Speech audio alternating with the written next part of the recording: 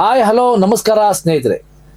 ಇವತ್ತಿನ ಒಂದು ವಿಶೇಷ ಕಾರ್ಯಕ್ರಮಕ್ಕೆ ತಮಗೆಲ್ರಿಗೂ ಮೊದಲಿಗೆ ಸ್ವಾಗತವನ್ನ ಹೇಳ್ತಾ, ಹಲೋ ಮಿಸ್ಟರ್, ಸಮುದಾಯಕ್ಕೆ ನಿಮ್ಮ ಕೊಡುಗೆ ಅನ್ನುವಂತಹ ಒಂದು ಶೀರ್ಷಿಕೆ ಅಡಿಯಲ್ಲಿ ಇವತ್ತು ಕಾರ್ಯಕ್ರಮವನ್ನು ಮಾಡ್ತಾ ಇದ್ದೀವಿ. ಈ ಒಂದು ಶೀರ್ಷಿಕೆ ನಾವು ಏನಕ್ಕೋಸ್ಕರ ಈ ತರ ಇಟ್ಕೊಂಡಿದೀವಿ ಅಂತ ಹೇಳಿದ್ರೆ, ಸಾಕಷ್ಟು ಚುನಾವಣೆಗಳನ್ನ ತಾವೆಲ್ಲ ಕಂಡಿದ್ದೀರಾ.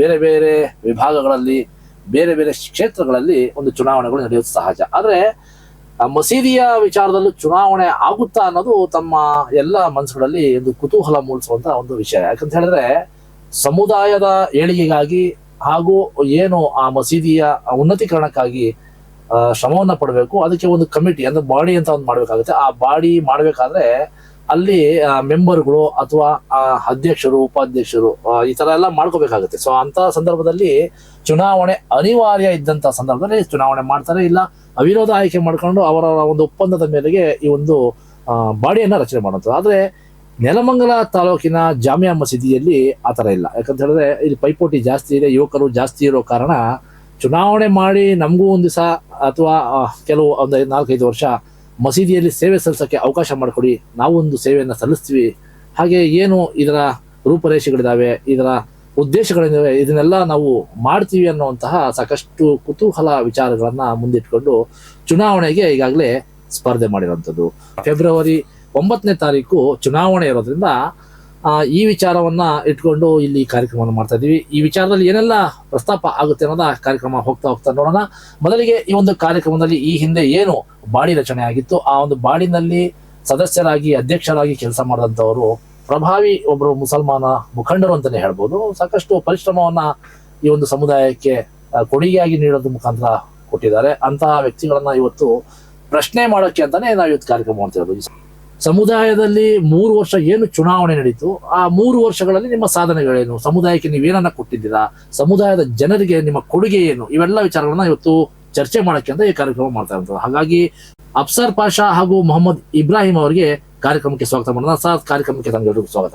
ನಮಸ್ಕಾರ ಸರ್. ಈಗ ಸಹಜವಾಗಿ ಹೇಳೋದಾದ್ರೆ ಕಾರ್ಯಕ್ರಮ ಜಾಸ್ತಿ ಎಳೆಯೋದು ಬೇಡ ಅಂತ ಏನಂತ ಹೇಳಿದ್ರೆ, ಚುನಾವಣೆ ಬಂದಿದೆ. ಈಗಾಗಲೇ ತಾವು ಚುನಾವಣೆಯನ್ನ ಗೆದ್ದು ಅಧಿಕಾರವನ್ನ ಅನುಭವಿಸಿ ಮತ್ತೆ ಚುನಾವಣೆ ಅಖಾಡಕ್ಕೆ ಹೇಳ್ತಿದ್ದೀರಾ. ಏನಕ್ಕೋಸ್ಕರ ನಿಮ್ಗೆ ಜನ ಮತ ಹಾಕ್ಬೇಕು ಮತ್ತೆ? ನೋಡಿ ಸರ್, ಚುನಾವಣೆ ಹಿಂದಿನ ಬಾರಿ ನೆಲಮಂಗಲ ತಾಲೂಕಿನಲ್ಲೇ ಪ್ರಪ್ರಥಮ ಬಾರಿಗೆ ಚುನಾವಣೆ ನಡೆದಿದ್ದು. ಇದಕ್ಕೆ ಮೊದಲು ಅನುಮತಿ ಮೇಲೆ ಸಮಿತಿಗಳು ರಚನೆ ಆಗ್ತಾ ಇತ್ತು.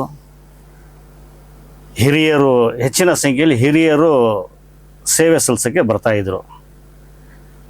ನಾವು ಚುನಾವಣೆ ನಡೀತಿರೋ ಮಸೀದಿ ಜಾಮಿಯಾ ಮಸೀದಿ, ಇದು ಕರ್ನಾಟಕ ವಕ್ಫ್ ಮಂಡಳಿಯ ಅಧೀನದಲ್ಲಿ ಬರುವಂಥ ಮಸೀದಿ. ಈ ಮಸೀದಿಲಿ ಜವಾಬ್ದಾರಿಗಳು ಜಾಸ್ತಿ ಇರ್ತವೆ. ನೀವು ಟ್ರಸ್ಟ್ ವತಿಯಿಂದ ಪ್ರೈವೇಟಾಗಿ ಏನಾರ ಮಸೀದಿಗಳು ಮಾಡಿದ್ರೆ ಅದು ಅಲ್ಲಿಗೆ ಸೀಮಿತ ಇರ್ತದೆ. ಮಸೀದಿಯಿಂದ ಹೊರಗಡೆ ಅವ್ರದ್ದೇನು ಕಾರ್ಯಕ್ರಮಗಳು ಸ್ವಇಚ್ಛೆಯಿಂದ ಮಾಡಿದ್ರೆ ಮಾಡ್ಬೋದು, ಜವಾಬ್ದಾರಿಗಳು ಅನ್ನೋದಿರಲ್ಲ. ವಕ್ಫ್ ಮಂಡಳಿಯಲ್ಲಿ ನೀವು ಸಮಿತಿ ರಚನೆ ಮಾಡಿಕೊಟ್ರೆ ಅಲ್ಲಿ ಕೆಲವು ಜವಾಬ್ದಾರಿಗಳನ್ನು ಅವ್ರು ಕೊಟ್ಟಿರ್ತಾರೆ. ಮುಂದ್ಗಡೆ ಶೀಟಲ್ಲಿ ಮಾತ್ರ ನೋಡ್ತಾರೆ ಯಾರಿದ್ದಾರೆ, ಸಮಿತಿ ಅಧ್ಯಕ್ಷರು, 11 ಜನ ಸದಸ್ಯರು ಇರ್ತಾರೆ. ಅದ್ರ ಹಿಂದ್ಗಡೆ 3 ವರ್ಷಕ್ಕೆ ಒಂದು ಸತಿ ನಿಮ್ಮ ಅಧಿಕಾರಾವಧಿಯಲ್ಲಿ ಏನು ಅಭಿವೃದ್ಧಿ ಮಾಡಿದ್ದೀರಾ, ಎಷ್ಟು ಆಸ್ತಿಗಳನ್ನು ರಕ್ಷಣೆ ಮಾಡಿದ್ದೀರಾ, ಎಷ್ಟು ಆಸ್ತಿಗಳನ್ನು ಅಭಿವೃದ್ಧಿ ಮಾಡಿದ್ದೀರಾ, ಸಮಾಜಕ್ಕೆ ಏನು ಕೊಟ್ಟಿದ್ದೀರಾ, ನೀವು ಆಡಿಟ್ ರಿಪೋರ್ಟ್ ಮಾಡಿದ್ದೀರಾ, ಇವೆಲ್ಲ ನಿಬಂಧನೆಗಳು ಹಿಂದ್ಗಡೆ ಇರ್ತವೆ. ಆ ಹಿಂದ್ಗಡೆ ನಿಬಂಧನೆಗಳನ್ನು ಪಾಲಿಸ್ತಾ ಇರಲಿಲ್ಲ. ಇದಕ್ಕೆ ಮೊದಲು ಸಮಿತಿ ರಚನೆ ಮಾಡಿದ್ಮೇಲೆ ಮಸೀದಿ ಒಳಗಡೆ, ಮಸೀದಿಯಲ್ಲಿ ಇಮಾಮ್, ಮೌಜನ್ ಅಂತ ಇರ್ತಾರೆ, ಧರ್ಮಗುರುಗಳು, ಅದು ನೋಡಿ ಕ್ಲೀನ್ ಮಾಡ್ಕೊಳ್ಳೋದು, ಅದನ್ನು ಅಭಿವೃದ್ಧಿ ಮಾಡೋದು, ಚಂದ ವಸೂಲಿ ಮಾಡೋದು, ಇಷ್ಟಕ್ಕೆ ಸೀಮಿತವಾಗಿತ್ತು. ಹೊರಗಡೆ ಇವತ್ತು ದೇಶದಲ್ಲಿ ಒಂದು ಬದಲಾವಣೆ ಗಾಳಿ ನಡೀತಾ ಇದೆ. ನಮ್ಮ ಹಿರಿಯ ಗುರುಗಳು, ಧರ್ಮಗುರುಗಳು, ಜಮಾತ್ಗಳು ಇಂಥವರೆಲ್ಲ ಏನು ಹೇಳ್ತಾರೆ, ಮಸೀದಿಯಿಂದನೂ ಸಾರ್ವಜನಿಕ ಸೇವೆಯನ್ನು ಶುರು ಮಾಡಿ, ಅವರಿಗೆ ಬೇಕಾಗಿರುವಂಥ ಸವಲತ್ತುಗಳನ್ನು ಕೊಡಿ, ಏನು ನೀವು ಮಾಡ್ಬೋದು, ಶಿಕ್ಷಣದ ಮೇಲೆ ಕೆಲಸ ಮಾಡಿ, ಬಡವ ಬಗ್ಗರ ಬಗ್ಗೆ ನೀವು ಯೋಜನೆಗಳು ರೂಪಿಸಿ ಅಂತ ಇದನ್ನೆಲ್ಲ ನಾವು ಕೇಳ್ತಾ ಇದ್ದೋ. ತುಂಬ ಕಡೆ ನಡೀತಾ ಇದೆ ದೇಶದಲ್ಲಿ. ನಾವು ಇದನ್ನು ಪ್ರಶ್ನೆ ಮಾಡಿದೋ ಅಲ್ಲಿ. ಸರ್, ಇಂಥ ಕಾರ್ಯಕ್ರಮಗಳನ್ನು ಯಾಕೆ ಆಯೋಜನೆ ಮಾಡ್ತಾ ಇಲ್ಲ ಅಂತ ನಾವು ಕೇಳಿದಾಗ ಅವ್ರು ಹೇಳ್ತಾರೆ, ಸೊ ನೋಡಿ, ಅವ್ರಿಗೆ ಅಷ್ಟೊಂದು ಗೊತ್ತಿಲ್ಲ. ಈಗ ಯಾರಿದ್ರು ಹಳಬ್ರು, ಹಳೇ ಮೆಂಟಾಲಿಟಿಲಿ ಇರ್ತಾರಲ್ಲ, ಅವ್ರಿಗೆ ಆ ಯೋಜನೆಗಳು ಅವ್ರ ಹತ್ರ ಇರಲಿಲ್ಲ. ಆದ್ದರಿಂದ ನಾವು ಇಂಥ ಯೋಜನೆಗಳು ಮಾಡಿ ದಯವಿಟ್ಟು ಅಂದಾಗ ಅವ್ರಿಗೆ ಅದ್ರ ಬಗ್ಗೆ ತಿಳುವಳಿಕೆನೇ ಇರಲಿಲ್ಲ. ಸರಿ, ನೀವು ಬೇಡ, ಯುವಕರಿಗೆ, ವಿದ್ಯಾವಂತರಿಗೆ ಅಲ್ಲಿ ತಂದು ಅಧಿಕಾರದಲ್ಲಿ ಕೂಡಿ ಮಸೀದಿಯ ಜವಾಬ್ದಾರಿ ಕೊಡಿ, ಜವಾಬ್ದಾರಿ ಕೊಟ್ಟರೆ ಅವರು ಕೆಲಸಗಳು ಮಾಡ್ಕೊಂಡು ಹೋಗ್ತಾ ಇರೋದಂಗ ಇದನ್ನ ಎಲ್ಲರೂ ಒಪ್ಪಲ್ಲ. ಚುನಾವಣೆ ಅಂದರೆ ಸ್ಪರ್ಧೆ ಇರ್ತದೆ, ಕೂತ್ಕೋಬೇಕು, ಜನರ ಸಂಪರ್ಕ ಇರಬೇಕು, ಜನರ ಪ್ರೀತಿ ವಿಶ್ವಾಸ ಗಳಿಸ್ಬೇಕು.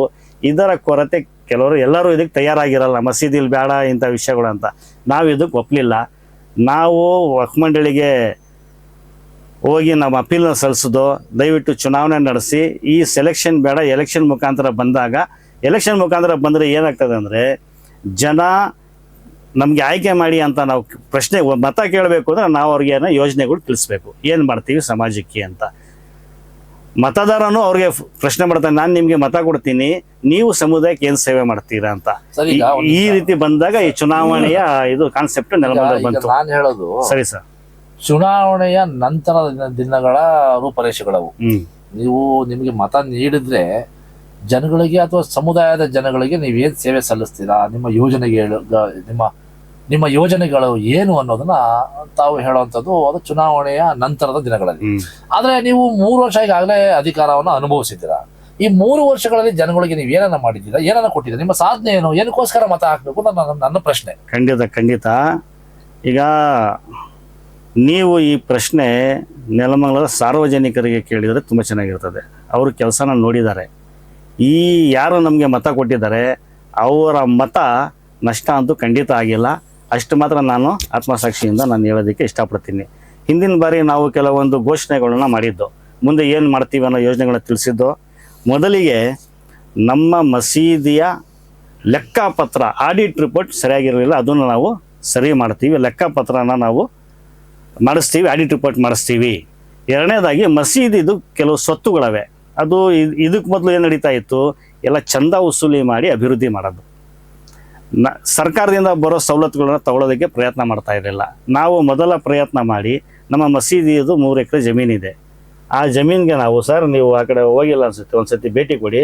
3 ಎಕರೆ ಜಮೀನಲ್ಲಿ ನಾವು ಮೊದಲ 5 ಲಕ್ಷ ರೂಪಾಯಿನ ನಾವು ಅನುದಾನ ತಗೊಂಡು ಸರ್ಕಾರದಿಂದ ನಾವು ಕಾಂಪೌಂಡ್ ಹಾಕಿದ್ದೀವಿ. ಎಲ್ಲಿ ಬರುತ್ತೆ? ಇದು ಸೊಂಡೆಗೊಪ್ಪ ರೋಡಲ್ಲಿ ಇದೆ ಸರ್. ಸೊಂಡೆಗೊಪ್ಪ ಬೈರಗುನಹಳ್ಳಿ ಹತ್ರ ಮಸೀದಿ ಜಾಗ ಇದೆ. ಮಸೀದಿ ಜಾಗದಲ್ಲಿ ನಾವು ಕಾಂಪೌಂಡ್ ಹಾಕಿದ್ದೀವಿ. ಎಷ್ಟು ಜಾಗ ಇದೆ? 3 ಎಕರೆ 26 ಗುಂಟೆ ಜಾಗ ಇದೆ. ಅದಿದೆ. ಕಾಲದಿಂದ ನಾವು ಕೇಳ್ತಾ ಇದ್ದೀವಿ, ಚಿಕ್ಕವರಿದ್ದಾಗಲೂ ಶಾದಿ ಮಹಲ್ ಎಲ್ಲ ಊರಲ್ಲೂ ಒಂದು ಅಟ್ಲೀಸ್ಟ್ ಒಂದು ಶಾದಿ ಮಹಲ್ ಅನ್ನೋದು ಇದ್ದೇ ಇರ್ತದೆ. ಆದರೆ ನಮ್ಮೂರಲ್ಲಿ ಅದಕ್ಕೂ ಕೊರತೆ ಇತ್ತು, ಶಾದಿ ಮಹಲ್ ಇಲ್ಲ. ಇದು ನಿಮಗೂ ಗೊತ್ತಿದೆ. ನಾವು ಆ ಜಮೀನಲ್ಲಿ ಯಾವುದೇ ರೀತಿ ಸಮಸ್ಯೆ ಇಲ್ಲ, ಕ್ಲಿಯರ್ ಆಗಿದೆ, ಟೈಟಲ್ ಕ್ಲಿಯರ್ ಇದರಿಂದ ನಾವು ಶಾಸಕರನ್ನ ಸಂಪರ್ಕಿಸ್ತೋ, ದಯವಿಟ್ಟು ನಮಗೊಂದು ಶಾದಿ ಮಹಲ್ ನಿರ್ಮಾಣ ಮಾಡಿಕೊಡಿ ಅಂತ. ಅವ್ರು ಹೇಳಿದ್ರು ದಾಖಲೆ ಕೊಡಿ, ಜಾಗ ಇದ್ದು ದಾಖಲೆ ಸರಿಯಾಗಿದ್ರೆ ನಾನು ಖಂಡಿತ ಮಾಡಿಕೊಡ್ತೀನಿ ಅಂತ ಹೇಳಿದ್ರು ಅವರು. ನಾವು ಸಂಪೂರ್ಣ ದಾಖಲೆನ ಕ್ರೋಢೀಕರಿಸಿ ಸರ್ವೆ ಮಾಡಿಸಿ ವಕ್ಫ್ ಮಂಡಳಿಯಿಂದ ಅನುಮತಿ ತಗೊಂಡು ಎಲ್ಲ ದಾಖಲೆ ಸಲ್ಲಿಸಿದ್ಕೆ ಈಗ ಕೆಲವು ದಿನ ನಮ್ಮ ಶಾಸಕರು ಹಿಂದಿನ ಬಾರಿ ನಮ್ಮ ಭೇಟಿ ಆದಾಗ, ನಮ್ಮ ಕಾರ್ಯಕ್ರಮ ಬಂದಾಗ ಸರ್ಕಾರದಿಂದ ನಾನು 2 ಕೋಟಿನ ಅನುದಾನ ಸ್ಯಾಂಕ್ಷನ್ ಮಾಡಿಸಿದ್ದೀನಿ. ಕೆಲವೇ ದಿನಗಳು ಇನ್ನೂ ಸ್ವಲ್ಪ ಜಾಸ್ತಿ ಮಾಡಿಸ್ತೀನಿ, ಕೆಲಸ ಸ್ಟಾರ್ಟ್ ಮಾಡೋಣ ಅನ್ನೋ ಒಂದು ಮಾತನ್ನು ಅವ್ರು ಹೇಳಿದ್ದಾರೆ. 2 ಕೆಲಸ ಆಯಿತು. 3ನೇದಾಗಿ ನಮ್ಮ ಎಲ್ಲರಿಗೂ ಗೊತ್ತು ವಕ್ಫ್ ಬೋರ್ಡ್ ಸತ್ತು ಅದು ವಕ್ಫ್ ಬೋರ್ಡ್ ಜಾಗ ಅಂತಾರೆ, ಈ ಬೇರೆಯವರ ಅಧೀನದಲ್ಲಿ ಅವು ಜಾಗಗಳು. ನಮಗೆ ಈಗ ನಾವು ದಾರಿಯಲ್ಲಿ ಹೋಗ್ಬೇಕಾದ್ರೆ ಅಲ್ಲಿ ಮಠಗಳ ಜಮೀನು ಇರ್ತದೆ, ಅಲ್ಲೊಂದು ಬೋರ್ಡ್ ಹಾಕಿರ್ತಾರೆ, ಈ ಸ್ವತ್ತು ಸಿದ್ಧಗಂಗಾ ಮಠಕ್ಕೆ ಸೇರಿದ್ದು ಬರ್ತದೆ. ನಮ್ಗೆ ಗೊತ್ತಾಯ್ತು ಮಠದ ಜಾಗ, ಒಂದು ಒಳ್ಳೆ ದೇವ್ರಿಗೆ ಸೇರಿದ ಜಾಗ, ಇದು ಇಂಥ ದೇವಸ್ಥಾನಕ್ಕೆ ಸೇರಿದ ಜಾಗ, ಇದು ಗೊತ್ತಾಯ್ತು. ನಮ್ಮಲ್ಲಿ ಇದಿರಲಿಲ್ಲ, ಈ ಕೆಲಸ ಆಗಿರಲಿಲ್ಲ. ನಾವು ನಾಮಫಲಕಗಳನ್ನು ಅಳಿಸೋದು. ತಾವು ಒಂದ್ಸತಿ ಭೇಟಿ ಕೊಡಬೇಕು, ಖಂಡಿತ ದಯವಿಟ್ಟು ನಾಮಫಲಕಗಳನ್ನು ಅಳವಡಿಸಿದ್ದೀವಿ. ಈಗ ಜನರು ಗೊತ್ತಾಗಿದೆ ಯಾವುದು ವಕ್ಫ್ ಸ್ವತ್ತು ಅಂತ. ಅದು ಗೊತ್ತಿದ್ರೆ ತಾನೇ ಅದ್ರ ಬಗ್ಗೆ ರಕ್ಷಣೆ ಮಾಡೋದಕ್ಕೆ, ಅಲ್ಲಿ ಏನಾರ ಆದರೆ ಹೆಚ್ಚು ಕಡಿಮೆ ಆದರೆ ಜನ ಏನು ಮಾಡ್ತಾರೆ, ಅದನ್ನು ರಕ್ಷಣೆ ಮಾಡೋದಕ್ಕೆ ಮುಂದೆ ಬರ್ತಾರೆ. ಈ ಕೆಲಸ ಆಯಿತು. ಶಿಕ್ಷಣದ ತುಂಬ ಸಮಸ್ಯೆ ಇದೆ. ನಾವು ಯಾವಾಗಲೂ ಪೇಪರಲ್ಲಿ ಅಲ್ಲಿ ನೋಡ್ತಾ ಇದ್ದೋ, ಎಲ್ಲ ಸಮುದಾಯಗಳಲ್ಲೂ ಶಿಕ್ಷಣಕ್ಕೆ ಮಕ್ಕಳಿಗೆ ತುಂಬ ಉತ್ತೇಜನ ಕೊಡ್ತಾರೆ ಸರ್. ನಮ್ಮಲ್ಲಿ ಅಂಥ ಒಂದು ಕಾರ್ಯಕ್ರಮಗಳು ನಡೀತಾ ಇರಲಿಲ್ಲ. ನಾವು ಎಲ್ಲರಿಗೂ ಮಾಡದೇ ಇದ್ರು ಹೆಚ್ಚು ಅಂಕ ತೊಗೊಂಡಿರೋರಿಗೆ, ಮೆರಿಟ್ ಸ್ಟೂಡೆಂಟ್ಸ್ಗಳಿಗೆ ಕರೆದು ಒಂದು ಗೌರವ ಸಲ್ಲಿಸ್ಬೇಕಂತೇಳಿ ನಾವು ಪ್ರತಿಭಾ ಪುರಸ್ಕಾರ ಕಾರ್ಯಕ್ರಮನ 4 ವರ್ಷದಿಂದ ನಡೆಸ್ತಾ ಇದ್ದೀವಿ. 80-90% ಅಂಕ ತೊಗೊಂಡಿರೋರಿಗೆ ಕರೆದು ಅವ್ರ ವೇದಿಕೆ ಮೇಲೆ ಅವ್ರನ್ನ ಸನ್ಮಾನ ಮಾಡಿ ಅವ್ರಿಗೊಂದು ಚಿಕ್ಕ ಕಾಣಿಗೆ ಕೊಟ್ಟು, ಆ ಕಾರ್ಯಕ್ರಮ ನೋಡಿ ನಮಗೆ ಹೃದಯ ತುಂಬಿ ಬಂದ್ಬಿಡ್ತು. ಆ ಕಾರ್ಯಕ್ರಮದಲ್ಲಿ ಆ ತಂದೆ ತಾಯಿ ಸಂತೋಷ, ಮಕ್ಕಳಲ್ಲಿ ಏನೋ ಒಂದು ಆತ್ಮಸ್ಥೈರ್ಯ ಬಂತು, ಅವರೆಲ್ಲ ತುಂಬ ಸಂತೋಷ ಪಟ್ಟರು. ಮುಂದಿನ ಭವಿಷ್ಯ ಅದು, ಆ ಭವಿಷ್ಯದ ಮೇಲೆ ನಮ್ಮದು ತುಂಬ ಫೋಕಸ್ ಇರೋದು. ಆ ಮುಂದಿನ ಭವಿಷ್ಯದ ಮುಂದಿನ ಜನಸಂಖ್ಯೆನ ನಾವು ಅವ್ರಿಗೆ ಲೈಮ್ ಲೈಟಿಗೆ ತರಬೇಕು, ಮುಂದಕ್ಕೆ ತರಬೇಕು, ಅವ್ರಿಗೆ ಶಿಕ್ಷಣಕ್ಕೆ ಅವ್ರಿಗೆ ಸಹಾಯನೂ ಮಾಡಬೇಕಾಗ್ತದೆ, ಮುಂದಿನ ಜನ ಅವ್ರ ಜೊತೆ ನಿಂತ್ಕೋಬೇಕು. ಈ ಕಾರ್ಯಕ್ರಮ ನಾವು ಮಾಡಿದ್ದೀವಿ. ಹಜ್ ಯಾತ್ರೆಗೆ ಹೋಗ್ತಾರೆ ನಮ್ಮಲ್ಲಿ. ಹಜ್ ಯಾತ್ರೆಗೆ ಹೋದಾಗ ಅವರು ನಮ್ಮನ್ನು ಕರೀತಾರೆ, ನಾವು ಹಜ್ಗೆ ಹೋಗ್ತಾ ಇದ್ದೀವಿ ಬನ್ನಿ, ಒಂದು ಕರೆದಿ ಎಲ್ಲರಿಗೂ ಭೇಟಿ ಮಾಡಿ ಒಂದು ಊಟ ವ್ಯವಸ್ಥೆ ಇವೆಲ್ಲ ಮಾಡ್ತಾರೆ. ಸಂತೋಷ ಹಂಚ್ಕೊಂಡು ಎಲ್ಲರೂ ಬೀಳ್ಕೊಡುಗೆ ಸಮಾರಂಭ ನಡೀತದೆ. ನಾವು ಮಸೀದಿಯಿಂದ ಅವ್ರಿಗೆ ಕರೆದಿ ನಾವು ಮಾಡಬೇಕು ಅಂತ ನಮ್ಮ ಮನಸ್ಸಲ್ಲಿ ಬಂತು. ಆ ಹಜ್ ಯಾತ್ರಿಗಳನ್ನು ನಾವು ಮಸೀದಿ ಕರಿತೀವಿ. ಕರೆದಿ ಶುಕ್ರವಾರ ದಿನ ಎಲ್ಲರ ಸಮ್ಮುಖದಲ್ಲಿ ಅವ್ರಿಗೊಂದು ಸನ್ಮಾನ ಮಾಡಿ, ನಗ್ನಗ್ತಾ ಗುರುಗಳು ಧರ್ಮಗುರುಗಳೆಲ್ಲ ಇರ್ತಾರೆ, ಅವ್ರಿಗೆ ಒಂದು ಆ ಪ್ರೀತಿ ವಿಶ್ವಾಸ. ಅವರು ನಾವು ಹೋಗ್ತಾರೆ, ಹೋದಾಗ ಅವ್ರ ಹತ್ರ ನಾವು ದುವಾ ಕೇಳ್ಕೋಬೇಕಲ್ಲ ಸರ್, ಏನಾರು ಮಾಡಿದ್ರೆ ತಾನೇ ದುವಾ ಸಿಗೋದು. ಆ ಒಂದು ಕಾರ್ಯಕ್ರಮನ ನಾವು ಜಾರಿಗೆ ತಂದು ಕೆಲವೊಂದು ನೆಲಮಂಗಲದಲ್ಲಿ ಒಂದೆರಡು ಭೂ ವಿವಾದಗಳು ನಡೀತು. ಅದರ ವಿರುದ್ಧವಾಗಿ ಭ್ರಷ್ಟಾಚಾರ ನಡೆದಿತ್ತು ಒಂದು ಯಾವುದೋ ಜಾಗದಲ್ಲಿ. ಅದ್ರ ಬಗ್ಗೆ ನಾವು ಭ್ರಷ್ಟಾಚಾರದ ವಿರುದ್ಧ ಹೋರಾಟ ಮಾಡೋದು. ನಿಮ್ಮ ಪತ್ರಿಕೆಯನ್ನು ಬೆಂಗಳೂರಿನ ಪತ್ರಿಕೆಗಳನ್ನ ನಾವು ಪ್ರೆಸ್ ಮೀಟ್ ಎಲ್ಲ ಮಾಡಿದ್ದೀವಿ. ಒಂದು 2-3 ಸ್ವತ್ತುಗಳು ಈಗ ವಕ್ಫ್ ಸ್ವತ್ತುಗಳು ಹೆಂಗೆ ಹೋಗ್ತವೆ ಅಂತಲೇ ಗೊತ್ತಾಗಲ್ಲ, ಹೆಂಗೆ ಬದಲಾಗ್ತವೆ ಅಂತಲೇ ಗೊತ್ತಾಗಲ್ಲ. ಇದ್ದಕ್ಕಿದ್ದಂಗೆ ಬದಲಾಗ್ಬಿಟ್ಟಾವ ಪಾಣಿಗಳು. ಅದು ಆ ಇಲಾಖೆಗೆ ಗೊತ್ತಾಗಲ್ಲ. ಈಗ ನಮ್ಮ ಸಂಸ್ಥೆ ಜಾಗ, ನಮ್ಮ ಮಸೀದಿ ಜಾಗ ಯಾರ ಹೆಸರಲ್ಲಿ DC ಕೋರ್ಟಲ್ಲಿ ಕೇಸ್ ನಡೀತಾ ಇರ್ತದೆ, ಅಲ್ಲಿ ಬದಲಾಗ್ಬಿಡ್ತದೆ ಅವ್ರ ಹೆಸರಲ್ಲಿ. ನಮ್ಮನ್ನು ಪಾರ್ಟಿನೇ ಮಾಡಲ್ಲ ಅವರು, ಒಗ್ಬಡ್ಗೂ ಪಾರ್ಟಿ ಮಾಡಲ್ಲ, ನಮಗೂ ಪಾರ್ಟಿ ಮಾಡಲ್ಲ. ಇಂಥದ್ದು ಘಟನೆಗಳು ಸಾಕಷ್ಟು ನಡೆದವೆ ನೆಲಮಂಗಲದಲ್ಲಿ. ಉದಾಹರಣೆಗೆ ಹೇಳ್ಬೇಕಂದ್ರೆ ನಮ್ಮದು ಬೆತ್ತಿನಗೆರೆ ಅನ್ನೋ ಗ್ರಾಮದಲ್ಲಿ ನಮ್ಮ ಮಸೀದಿ ಜಾಗ ಇದೆ 2 ಎಕರೆ. 2023ವರೆಗೂ ಮಸೀದಿ ಹೆಸರಲ್ಲೇ ಬರ್ತಾ ಇದೆ. 1 ತಿಂಗಳು ಮುಂಚೆ ನಾವು ಹೋಗಿ ನೋಡ್ಕೊಂಡು ಬಂದಿದ್ದೀವಿ. ಇದೆ 1 ತಿಂಗಳಾದ್ಮೇಲೆ DC ಕೋರ್ಟಲ್ಲಿ 2 ವರ್ಷದಿಂದ ಕೇಸ್ ನಡೆದಿದೆ. DC ಕೋರ್ಟಲ್ಲಿ ಅವ್ರ ಕಡೆ ಆಗಿದೆ. ಕಾನೂನು ಅವರಲ್ಲಿ ಜಾಮಿಯಾ ಮಸೀದಿ ಸ್ವತ್ತು ಅಂತ ಇದ್ರೂ ಜಾಮಿಯಾ ಮಸೀದಿ ಸ್ವತ್ತವ್ರಿಗೆ ಪಾರ್ಟಿ ಮಾಡಲ್ಲ. ಅದು ವಕ್ಫ್ ಮಂಡಳಿಗೆ ತಿಳಿಸಿದ ಮೇಲೆ ವಕ್ಫ್ ಮಂಡಳಿಯವರು ಕಾನೂನು ಸಮರ ಮಾಡಿ ಹೈಕೋರ್ಟಿಂದ ಸ್ಟೇ ತಂದು ಅದನ್ನ ನಿಲ್ಲಿಸಿದ್ದಾರೆ. ಇದೇ ರೀತಿ ಈಗ ಏನ್ ಹೇಳಿದ್ರೆ ಜಾಗ, ಆ ಜಾಗದಲ್ಲಿ ಪೊಸಿಷನ್ ಅಲ್ಲಿ ಯಾರಿದ್ದಾರೆ ಸರ್? ಈಗ ಸರ್ ಕಾಲದಿಂದನೂ ನಮ್ಮ ಮಸೀದಿಯಿಂದಂತೂ ಪೊಸಿಷನ್ ಇರಲಿಲ್ಲ. ರೈತರು ಯಾರೋ ಸುಮಾರು ವರ್ಷದಿಂದ ಮಾಡ್ಕೊಂಡಿದ್ರಂತೆ. ನಾವು ಕಂಡಂಗೆ 10 ವರ್ಷಗಳಿಂದ ಯಾರೂ ಆ ಜಾಗದಲ್ಲಿ ಪೊಸಿಷನ್ ಅಲ್ಲಿ ಇಲ್ಲ. ಅದು ಹಾಗೆ ಖಾಲಿನೇ ಇದೆ ಜಾಗ. ಓಕೆ. ಇದಕ್ಕಿಂತ ಒಂದು ಆಶ್ಚರ್ಯಕರ ಸಂಗತಿ ಹೇಳ್ತೀನಿ ನಿಮ್ಗೆ. ಏನಾಗ್ತದೆ ನೆಲಮಂಗಲದಲ್ಲಿ ಹೆಂಗ್ ನಡೀತಾ ಇದೆ ಅಂದ್ರೆ, ಸ್ವತ್ತುಗಳು ಸುಮ್ಮನೆ ಹೇಳ್ತಾರಲ್ಲ, ಇಷ್ಟು ಲಕ್ಷ ಎಕರೆ ಅಷ್ಟು ಲಕ್ಷ ಎಕರೆ. ಯಾವ ಲಕ್ಷಾನು ಎಕರೆನಿಲ್ಲ, ಏನಿಲ್ಲ. ಎಲ್ಲ ಜಮೀನುಗಳು ಹೋಗ್ಬಿಟ್ಟಿದೆ. ಯಾವ ರೀತಿ ಹೋಗ್ತಂದ್ರೆ, ನಿಮ್ಗೆ ನೆಲಮಂಗಲದಲ್ಲಿ ಓಬಳಾಪುರ ಅಂತ ಇದೆ, ತ್ಯಾಮುಳ್ಳು ಹತ್ರ. 2 ವರ್ಷದಿಂದ ಅಲ್ಲಿ KEDB ಜಮೀನು ಅಕ್ವಿಷನ್ ಆಗಿದೆ. ಸುಮಾರು 60-70 ವರ್ಷದಿಂದಾನು ಮಸೀದಿ ಹೆಸರಲ್ಲಿ ಜಮೀನಿದೆ. 7 ಎಕರೆ ಜಮೀನಿದೆ. 7 ಎಕರೆ ಜಮೀನಿದೆ. ಪೇಪರಲ್ಲಿ ನೋಟಿಫಿಕೇಶನ್ ಬಂದಿತ್ತು, ಅಕ್ವಿಷನ್ ಮಾಡ್ತಾ ಇದ್ದಾರೆ, ಯಾರಿದ್ದಾರೆ ದಾಖಲೆಗಳು ತಂದು ಸಲ್ಲಿಸಿ ಅಂತ. ಇದು ಮಸೀದಿ ಹೆಸರಲ್ಲಿ ಬರುವಂತ ಆಸ್ತಿನೇ ಬೇರೆ, ವಕ್ಫಲ್ ಹೆಸರಲ್ಲಿ ಇರುವಂತ ಆಸ್ತಿನೇ ಬೇರೆನಾ, ಇಲ್ಲ ಎರಡು ಒಂದೇನಾ? ಮಸೀದಿಗಳು ವಕ್ಫ್ ಅಧೀನದಲ್ಲಿ ಇರ್ತವೆ. ಮುಜರಾಯಿ ಇಲಾಖೆ ತರ. ಮುಜರಾಯಿ ಇಲಾಖೆಯಲ್ಲಿ ಯಾವ ಇರ್ತದೆ, ಮಸೀದಿಗಳು ಯಾವುದು ಹಳೇ ಮಸೀದಿಗಳು, ಜಾಮಿಯಾ ಅನ್ನೋ ಮಸೀದಿ ಇರ್ತದಲ್ಲ, ಈ ದೊಡ್ಡ ಹಳೇ ಮಸೀದಿಗಳೆಲ್ಲ ವಕ್ಫ್ ಸಂಸ್ಥೆ ಅಧೀನದಲ್ಲಿ ಬರೋದು. ಈಗ 10 ಮಸೀದಿಗಳು ಪ್ರೈವೇಟ್ ಮಾಡ್ತಾರೆ. ಅಲ್ಲಿ ಅಲ್ಲಿ 7 ಎಕರೆ ಸುಮಾರು ಜಮೀನಿತ್ತು. ಅದನ್ನು ಯಾರೋ ರೈತರು ಅವತ್ತಿನ ಆ ಕಾಲದಿಂದ ಯಾರೋ ಮಾಡ್ಕೊಂಡು ನಡೀತಾ ಇದ್ರು. ಇದು ಮಾಡ್ಕೊಂಡು ಹೋಗೋದೇನಿದೆ, ಯಾಕೆ ಕೊಡ್ತಾ ಇದ್ರು ಅಂದ್ರೆ, ಮೊದಲು ನೀವು ಜಮೀನು ನೀವು ಬೇಸಾಯ ಮಾಡಿ, ಅದರೊಳಗೆ ಒಂದು ಲಾಭಾಂಶ ಮಸೀದಿಗೆ ಕೊಡಿ, ನೀವು ಅದರೊಳಗೆ ಸಂಸಾರ ಮಾಡಿ ಅಂತ ಕೊಡೋದು. ಇದೇ ತಾನೇ ಭಾಗ ಕೊಡ್ತಾರೆ ಅಂತ ಹೇಳೋದು. ಪೇಪರಲ್ಲೆಲ್ಲ ಬಂತು. ವಕ್ಫ್ ಬೋರ್ಡ್ ಅವರು ಹೋಗಿ KEDB ಎಲ್ಲ ದಾಖಲೆಗಳು ಸಲ್ಲಿಸಿದ್ರು. ಇದ್ದಕ್ಕಿದ್ದಂಗೆ 70 ವರ್ಷದಿಂದ ಬದಲಾಗದಿರೋ ದಾಖಲೆ ನೀವು 2 ತಿಂಗಳಲ್ಲಿ ಬದಲಾಗ್ಬಿಟ್ಟಿದೆ. ರೈತರು ಬೇರೆ ಯಾರೋ ಹೆಸರಿಗೆ ಆಗ್ಬಿಟ್ಟಿದೆ. ಅವ್ರ ರೈತರ ಯಾರು ಅಂತ ಗೊತ್ತಿಲ್ಲ. ಇದು ದೊಡ್ಡ ಹಗರಣ ನಡೆದಿರೋದು. ನಿಮ್ಗೆ ಹೆಂಗ್ ಗೊತ್ತಾಯ್ತು? ಇದು ನಾವು RTC ತೆಗೆದಲ್ಲ, ಆಮೇಲೆ ಅಲ್ಲಿ ಹಳೆ RTCಗೆ ಪೇಪರ್ ನೋಟಿಫಿಕೇಶನ್ ಎಲ್ಲ ಮಾಸ್ಕ್ಯೂ ಸುನ್ನಿ ಅಂತ ಬಂದಿದೆ. ಎಲ್ಲ ತಗೊಂಡು KEDB ಸಬ್ಮಿಟ್ ಮಾಡಿದ್ದಾರೆ. ಇಲ್ಲಿ ಯಾವತ್ತೂ ಅವ್ರು ಕೇಸ್ ಹಾಕಿದ್ರು ಅಂತೇಳಿ LRFL ಅವ್ರಿಗೆ ಮಾಡ್ಕೊಟ್ಬಿಟ್ಟಿದ್ದಾರೆ.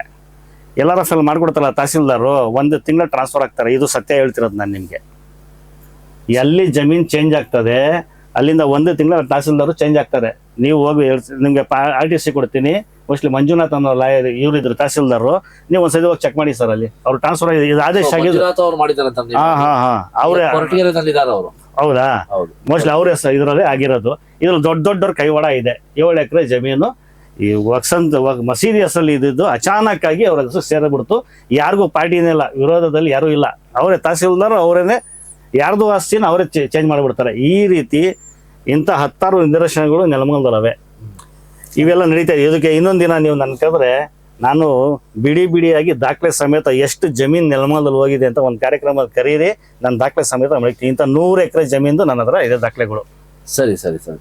ಅಫ್ಸಲ್ ಪಾಷಾ ಅವರೇ, ಬಹಳ ಚೆನ್ನಾಗಿ ಮಾತಾಡ್ರಿ. ಮತ್ತೆ ನಾನು ನಿಮ್ಮ ಮಾತಾಡಿಸುವಂಥ ಪ್ರಯತ್ನ ಮಾಡ್ತೀನಿ. ಹಾಗೆ ನಮ್ಮ ಜೊತೆಯಲ್ಲಿ ಇಬ್ರಾಹಿಂ ಅವರು ಸಹ ಇದ್ದಾರೆ. ಇವರು ಈಗಾಗಲೇ ಈ ಹಿಂದೆ ಏನು ಚುನಾವಣೆ ನಡೀತು ಆ ಚುನಾವಣೆಯಲ್ಲಿ ಗೆದ್ದು ಮಸೀದಿಯ ಅಧ್ಯಕ್ಷರಾಗಿ ಕಾರ್ಯನಿರ್ವಹಿಸಿದಂಥವ್ರು. ಈಗ ಮತ್ತೆ ಚುನಾವಣೆ ಅಖಾಡಕ್ಕೆ ಇಳಿದಿದ್ದಾರೆ.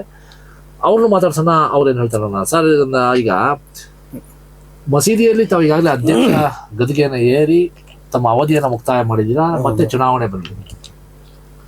ಹೇಗಿತ್ತು ಸರ್ ನಿಮ್ಮ ಈ ಒಂದು ಅವಧಿಯ ಒಂದು ಅನುಭವ ಹೇಗಿತ್ತು? ಜನಗಳು ನಿಮ್ಗೆ ಯಾವ ರೀತಿ ಸ್ಪಂದಿಸಿದ್ರು? ಏನೆಲ್ಲ ಇಲ್ಲಿ ಒಳ್ಳೇದಾಗಿದೆ, ಏನೆಲ್ಲ ಕೆಟ್ಟದಾಗಿದೆ? ಒಳ್ಳೆಯದು ಭಾಳದಾಗಿದೆ. ಭಾಳ ಕೆಲಸಗಳು ಮಾಡಿದ್ದೀವಿ. ಮಸೀದಿಯಲ್ಲೂ ಇಂಪ್ರೂವ್ಮೆಂಟ್ ಮಾಡಿದ್ದೀವಿ. ಸ್ವಲ್ಪ ಮಸೀದಿಗೆ ಡೋರ್ ಇರಲಿಲ್ಲ, ವಕ್ಫ್ ಬೋರ್ಡಿಂದ ಹಣ ತಂದು ಡೋರ್ ನಿರ್ಮಾಣ ಮಾಡಿದ್ದೀವಿ. ಮುಂದಿನ ದಿನಗಳಲ್ಲಿ ಇನ್ನೂ ಚೆನ್ನಾಗಿ ಮಾಡ್ತೀವಿ. ಈಗ ಇರೋದ್ರಲ್ಲಿ ಮುಂಚೆ ಏನು ಇದಿರಲಿಲ್ಲ. ಮಸೀದಿಲಿ ಬೋರ್ ಹಾಕ್ಸಿದ್ದೀವಿ. ಬೋರು ನೀರು ಕೊರತೆ ಇತ್ತು, ಒಂದು ಬೋರ್ ಹಾಕ್ಸಿದ್ದೀವಿ. ಇಷ್ಟೆಲ್ಲ ಕೆಲಸಗಳನ್ನ ತಾವೆಲ್ಲ ಮಾಡಿದ್ದೀರಾ. ಬಟ್ ಸಮುದಾಯದಲ್ಲಿ ಈಗಾಗಲೇ ಮುಸಲ್ಮಾನರನ್ನ ವಿನಾಕಾರಣ ಯಾವುದೋ ವಿಚಾರಕ್ಕೆ ಯಾರೋ ಏನೋ ಮಾಡಿದ್ರೆ ಮುಸಲ್ಮಾನರನ್ನ ತರುವಂಥದ್ದು, ಮುಸಲ್ಮಾನರ ಟೀಕೆ ಮಾಡುವಂಥದ್ದು, ಇವೆಲ್ಲ ಅನ್ಯ ಕೋಮಿನವರು, ಬೇರೆ ಬೇರೆ ಸಮುದಾಯದವರು ಈಗಾಗಲೇ ಮುಸಲ್ಮಾನರ ಮೇಲೆ ಗದಾಪ್ರಹಾರವನ್ನು ಮಾಡ್ತಾ ಇದ್ದಾರೆ. ಅಂತ ಒಂದು ಇಕ್ಕಟ್ಟಿನ ಒಂದು ಉಸಿರುಗಟ್ಟಿದ ವಾತಾವರಣ ಇವತ್ತು ರಾಜ್ಯದಲ್ಲಿ ಅನ್ನೋದಕ್ಕಿಂತ ದೇಶದಲ್ಲಿ ಮುಸಲ್ಮಾನರಿಗೆ ಇರುವಂಥದ್ದು. ಸೊ ಅಂತ ಸಂದರ್ಭದಲ್ಲಿ ಈ ಚುನಾವಣೆಗಳು ಅವಶ್ಯಕತೆ ಇದೆಯಾ?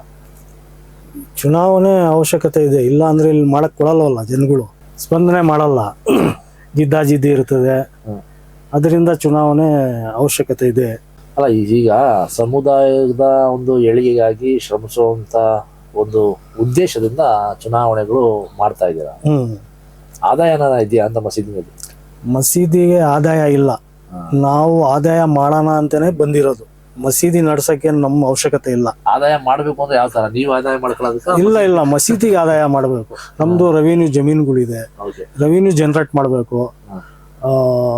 ಒಳ್ಳೆ ಎಜುಕೇಶನ್ ಕೊಡ್ಬೇಕು ಮಕ್ಕಳಿಗೆ.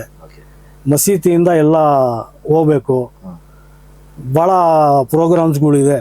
ಅದನ್ನು ನಾವು ಜಾಸ್ತಿ ಮಾತಾಡಲ್ಲ, ಮಾಡಿ ತೋರಿಸ್ತೀವಿ. ಸೊ ಈಗ ಸಾಕಷ್ಟು ಒಂದು ರೂಪರೇಷೆಗಳನ್ನ ತಾವು ಹೇಳಿದ್ರಿ. ಈಗ ಮತ್ತೆ ನೀವು ಒಂದೇ ಸಿಂಡಿಕೇಟ್ ಅಲ್ಲಿ ಇಬ್ರು ಇದ್ದೀರಾ ಅಂತ? ಹೌದು, ನಾವು ಇದೀವಿ. ಹಳಬರು ಎಲ್ಲ ಒಂದು 7 ಜನ ಇದ್ದೀವಿ ನಾವು. ಹೊಸಬರ್ಗ್ 4 ಜನ ತಗೊಂಡಿದ್ದೀವಿ. ಅವರು ಚೆನ್ನಾಗಿ ಕೆಲಸ ಮಾಡ್ತಾರೆ, ಅನುಭವ ಇರೋರಂಥವ್ರನ್ನೇ ತಗೊಂಡಿದ್ದೀವಿ. ಸೊ ಹೊಸ ಹುಡುಗರನ್ನ ಜೊತೆಲಿ ಇಟ್ಕೊಂಡು ಒಂದು ಮಾರ್ಗದರ್ಶನ ಕೊಡೋದ್ರ ಮುಖಾಂತರ ಏನು ಹುಡುಗರಿಗೆ ಗೊತ್ತಿಲ್ಲ, ಮುಂದಿನ ಪೀಳಿಗೆ ಅದನ್ನೆಲ್ಲ ತಿಳ್ಕೊಳ್ಳಿ. ಇಲ್ಲದೇ ಇರುವಂತ ಸಂದರ್ಭದಲ್ಲಿ ಅವ್ರ ಜಾಗದಲ್ಲಿ ಜವಾಬ್ದಾರಿಯಿಂದ ಅವರು ಈ ಎಲ್ಲ ಕೆಲಸಗಳನ್ನ ಮುಂದುವರ್ಸ್ಕೊಂಡು ಹೋಗ್ಲಿ ಅನ್ನೋದು ನಿಮ್ಮ ಉದ್ದೇಶ. ಸರಿ, ಓಕೆ, ತುಂಬಾ ಧನ್ಯವಾದಗಳು ಇಬ್ರಾಹಿಂ ಸಾಹೇಬ್ರೆ. ಮತ್ತೆ ನಾನು ಅಫ್ಸಲ್ ಪಾಷಾ ಅವರಿಗೆ ಕೆಲವೊಂದು ಪ್ರಶ್ನೆಗಳನ್ನ ಕೇಳಕ್ ಬಯಸ್ತೀನಿ. ಈಗ ತಮ್ಮ ಸಹೋದರರು ಇಬ್ರಾಹಿಂ ಅವರು ಹೇಳಿದ್ರು, ರೂಪರೇಷೆಗಳ ವಿಚಾರವಾಗಿ ಎಜುಕೇಶನ್ ವಿಚಾರ ಹೇಳಿದ್ರು. ಈಗ ತಾವು ಹೇಳಿದ್ರಿ ಶಾದಿ ಮಹಲ್ ವಿಚಾರನ. ಸ್ವಲ್ಪ ಹಿಂದೆ ಹೋಗ್ತೀನಿ ಸ್ನೇಹಿತರೆ. ಏನಂತ ಹೇಳಿದ್ರೆ, ಈ ಹಿಜಾಬ್ ಮತ್ತೆ ಏನು ಬುರ್ಕಾ ಈ ತರ ಕೆಲವೊಂದು ಸಾಂಪ್ರದಾಯಿಕ ಉಡುಗೆಗಳಿದಾವಲ್ಲ, ಸೊ ಆ ವಿಚಾರವಾಗಿ ಸಾಕಷ್ಟು ದೊಡ್ಡ ಮಟ್ಟದ ಒಂದು ವಿವಾದ ಬಸವರಾಜ ಬೊಮ್ಮಾಯಿ ಅವರ ಒಂದು ಸಂದರ್ಭದಲ್ಲಿ ಆಗಿರುವಂಥದ್ದು. ಅದನ್ನೆಲ್ಲ ಇವತ್ತು ಪರಿಗಣಿಸೋದಾದ್ರೆ ಒಂದು ಒಳ್ಳೆ ಯೋಜನೆಗಳನ್ನ ಮುಂದೆ ಇಟ್ಕೊಂಡು ಹೋಗ್ತಾ ಇದ್ದೀರಾ. ಶಾದಿ ಮಹಲ್ ಮುಖ್ಯನಾ, ಎಜುಕೇಶನ್ಗೆ ಒಂದು ಉತ್ತಮವಾದಂತಹ ಒಂದು ಒಳ್ಳೆ ಕಾಲೇಜು ಅಥವಾ ಶಾಲೆ ಮುಖ್ಯನಾ? ಸಮುದಾಯದ ಹೆಣ್ಣು ಮಕ್ಕಳಾಗಿರ್ಬೋದು ಅಥವಾ ಗಂಡು ಮಕ್ಕಳಾಗಿರ್ಬೋದು? ಸರ್, ಖಂಡಿತ ನೀವು ಹೇಳಿದ ಒಳ್ಳೆ ಪ್ರಶ್ನೆ. ನಾವು ನಮ್ಮ ಮೊದಲನೇ ಅಜೆಂಡಾ, ನಾವು ಏನು ಕೆಲಸ ಮಾಡಬೇಕು ಅಂತ ಇದ್ದೀವಿ, ಅದರೊಳಗೆ ಮೊದಲನೇ ಕೆಲಸ ಮಾಡಬೇಕಂತ ಇದ್ದೀವಿ, ಸ್ಕೂಲ್ ಕಟ್ಟಬೇಕು ಅನ್ನೋದು ನಮ್ಮದು. ನಾವು ಸ್ಕೂಲ್ ಕಟ್ಟಕ್ಕೆ ಬಂದಿದ್ದೀವಿ. ಸ್ಕೂಲು ಮೊದಲನೇ ಯೋಜನೆಯಲ್ಲಿ ಮೊದಲನೇ ಸ್ಥಾನದಲ್ಲಿ ಸ್ಕೂಲ್ ಇರೋದು, 2ನೇ 3ನೇ 4ನೇ ಸ್ಥಾನದಲ್ಲಿ ಶಾದಿ ಮಹಲ್ ಇರೋದು. ಇಲ್ಲಿ ನಮ್ಮಲ್ಲಿ ಒಂದು ಪ್ರಾಪರ್ಟಿ ಇತ್ತು ನಮ್ಮ ಮಸೀದಿದು. ಅಲ್ಲಿ ನಾವು ಸ್ಕೂಲ್ ಕಟ್ಟಬೇಕು ಅನ್ನೋ ಸಂಪೂರ್ಣ ಯೋಜನೆ ಮಾಡಿಕೊಂಡು ಇಲ್ಲಿ ಶಾದಿ ಮಹಲ್ಗೆ ಪ್ರಪೋಸಲ್ ಕೊಡೋಕೆ ಮೊದಲು ಸ್ಕೂಲ್ಗೆ ನಾವು ಪ್ರಪೋಸಲ್ ಕೊಟ್ಟು, ನಮ್ಮ ಸಮುದಾಯಕ್ಕೆ ಶಿಕ್ಷಣ ಕೊಟ್ಟರೆ ಶಾದಿ ಮಹಲ್ ಇಲ್ದ್ರು ಎಲ್ಲಿದೆ ಶಾದಿ ಮಹಲ್ ಅಲ್ಲೇ ಹೋಗಿ ಮಾಡ್ಕೊಂಡು ಬರ್ತಾರೆ. ಅವ್ರನ್ನ ನಾವು ಈಗ ನಾನು ಶಿಕ್ಷಣದ ವಿಚಾರದಲ್ಲಿ, ಶಾಲೆ ಅಥವಾ ಕಾಲೇಜಿನ ವಿಚಾರದಲ್ಲಿ ಏನಕ್ಕೆ ಕಾಳಜಿ ವಹಿಸಿ ಮಾತಾಡ್ತಾ ಇದ್ದೀನಿ ಅಂತ ಹೇಳಿದ್ರೆ, ನಾನು ಶಿಕ್ಷಣಕ್ಕೆ ಬಹಳ ಮಹತ್ವಪೂರ್ಣವಾದಂತ ಒಂದು ಗೌರವವನ್ನು ಸಲ್ಲಿಸ್ತೀನಿ. ಯಾಕಂದ್ರೆ ಇವತ್ತಿನ ಸಮಾಜದಲ್ಲಿ ನಿಮ್ಮ ಹತ್ರ ಹಣ ಇಲ್ಲ ಅಂತಂದ್ರೆ ಶಿಕ್ಷಣ ಇದ್ರೆ ಸಾಕು, ನೀವು ಎಲ್ಲಿ ಬೇಕಾದ್ರೂ ಬದುಕ್ಬೋದು. ಯಾಕಂದ್ರೆ ಒಂದು ಟೈಮಲ್ಲಿ ಹಣದ ಅವಶ್ಯಕತೆ ಇತ್ತು, ಶಿಕ್ಷಣ ಇಲ್ಲ ಅಂದ್ರೂ ಸಹ ಅದೇ ಆ ಕಾಲಘಟ್ಟ ಮುಗೀತು. ಇವಾಗ ಇವತ್ತಿನ ಕಾಲಘಟ್ಟನೇ ಬೇರೆ ಇದೆ. ಇವತ್ತು ಶಿಕ್ಷಣ ಇದ್ರೆ ಅವನ ಹತ್ರ ಹಣ ಇದ್ದಾಗೆ. ಹೌದು. ಸೊ ಸಾಕಷ್ಟು ಮುಸಲ್ಮಾನರನ್ನ ಇವತ್ತು ಪಂಚೇರ್ ಹಾಕೋರು ಅಂತಾರೆ ಮುಸಲ್ಮಾನರು.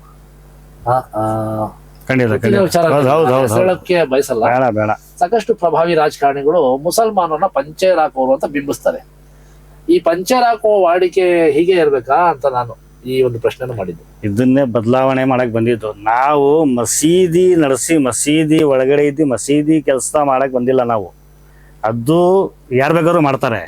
ನಮ್ದು ಅಲ್ಲಿಂದ ಆಚೆ ಸಮಾಜದ ಕೆಲಸ ಮಾಡಕ್ ಬಂದಿರೋದು, ನಾವು ಸಮುದಾಯದ ಕೆಲಸ ಮಾಡಕ್ ಬಂದಿರೋದು. ನಾನು ಅಂಬೇಡ್ಕರ್ ಅವರನ್ನು ತುಂಬ ಗೌರವಿಸೋನು.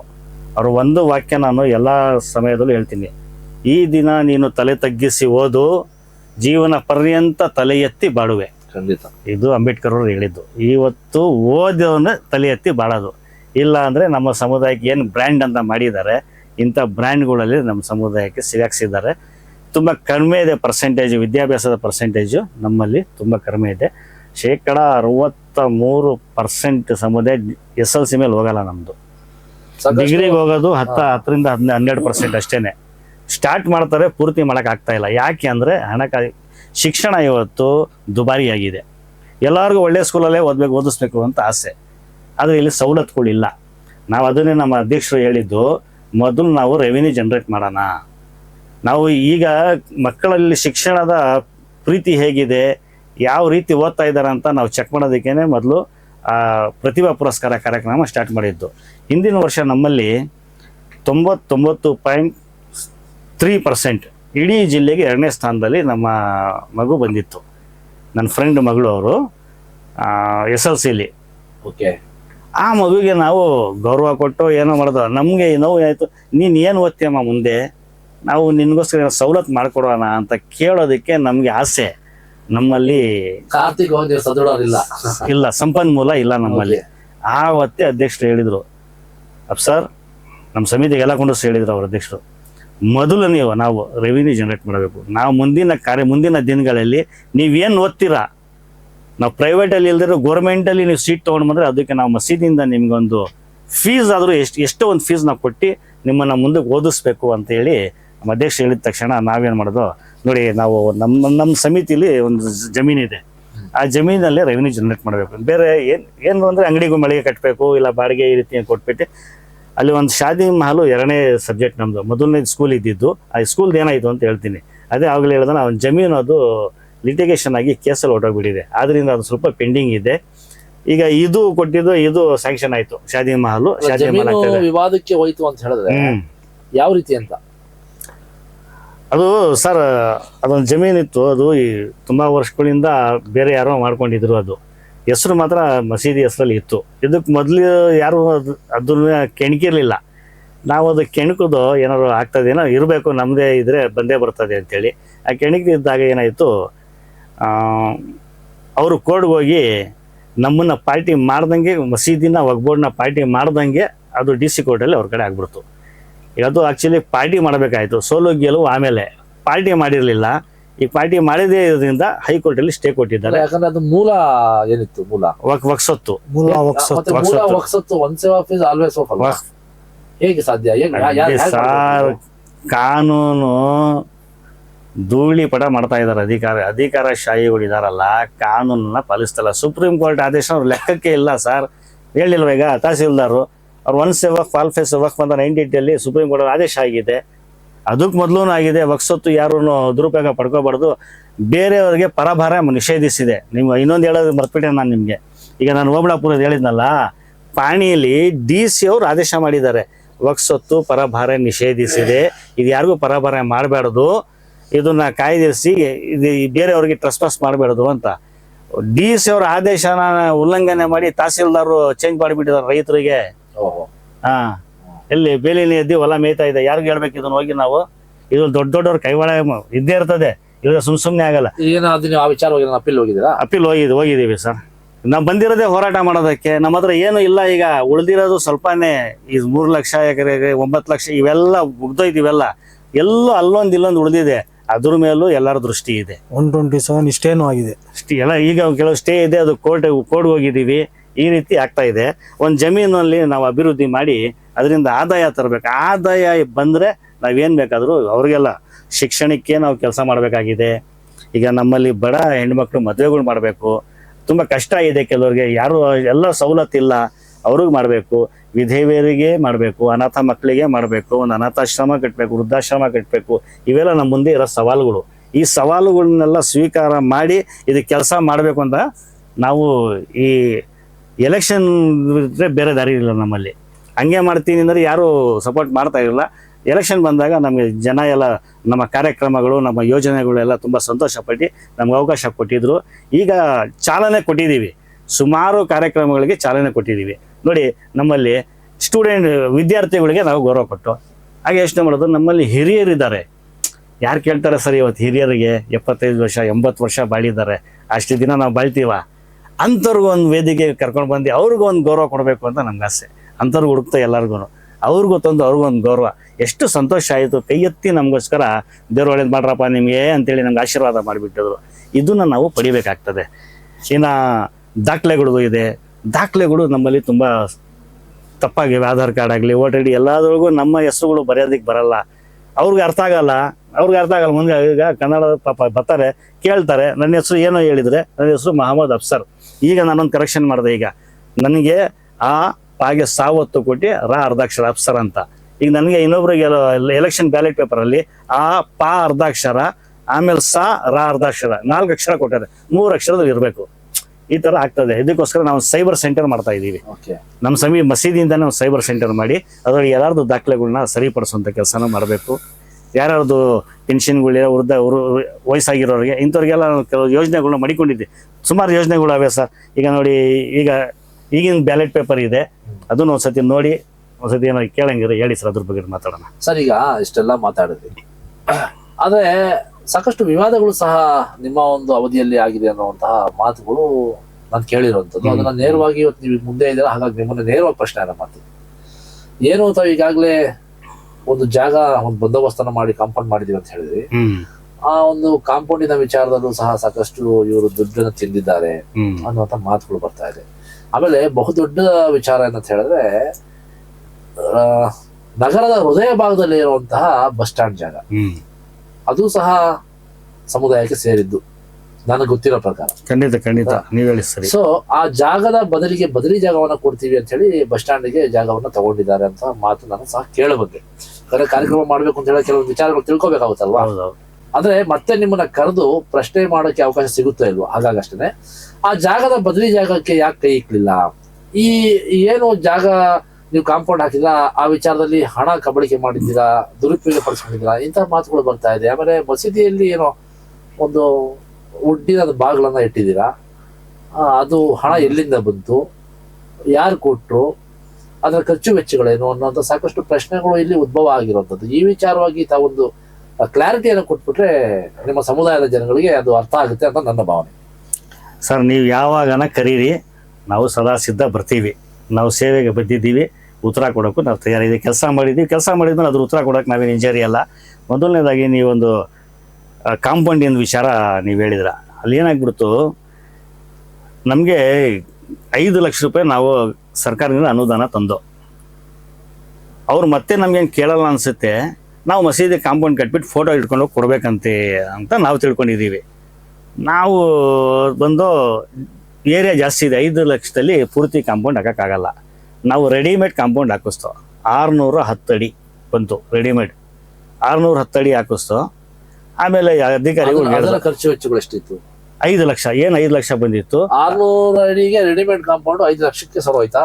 ಇಲ್ಲ, ಇನ್ನೂ ಅದ್ರ ಮೇಲೆ ಸ್ವಲ್ಪ ಜಾಸ್ತಿ. ಆಮೇಲೆ ಅಲ್ಲಿ ಸರ್ ಕ್ಲೀನ್ ಎಲ್ಲ ಕಾಡು ಬೆಳೆದಿತ್ತು, ಅದನ್ನು ಮಾಡಿಸ್ತೋ, ಸರ್ವೆ ಮಾಡಿಸ್ತೋ. ಇದೆಲ್ಲ ಎಷ್ಟಾಗಿ ದುಡ್ಡು ಬಿದ್ದಿದೆ ನಮ್ದು ಅದರೊಳಗೆ. ಅದು 5 ಲಕ್ಷ ಅಲ್ಲ, 6 ಲಕ್ಷ ದಾಟ್ಬಿಡ್ತದ್ದು.